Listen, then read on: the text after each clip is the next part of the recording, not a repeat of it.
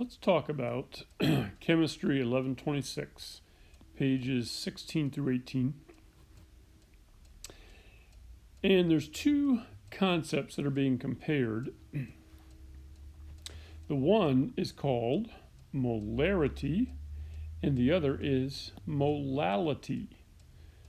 Look how similar they are in spelling. Molarity, molality. The only difference is the one letter, whoops, right there. Molarity, molality. They are spelled almost identical, and just looking at them, they look the same.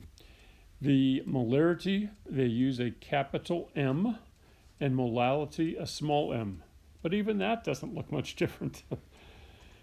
In both of these, the formula to find it is that we're going to take the number of moles of particles, so that's the thing on the top, and you're going to divide by, for molarity, notice what we're dividing by, liters, very important, of solution. Now the solution would be the solvent with the solute dissolved in it. Okay? So molarity is moles of solute divided by the liters of the total solution. Compare that to molality.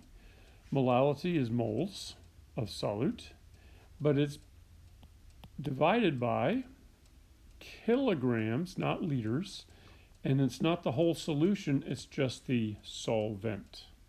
Okay, so I wanted to point out those key differences. And then, do you remember how we use the magic triangle to solve for things?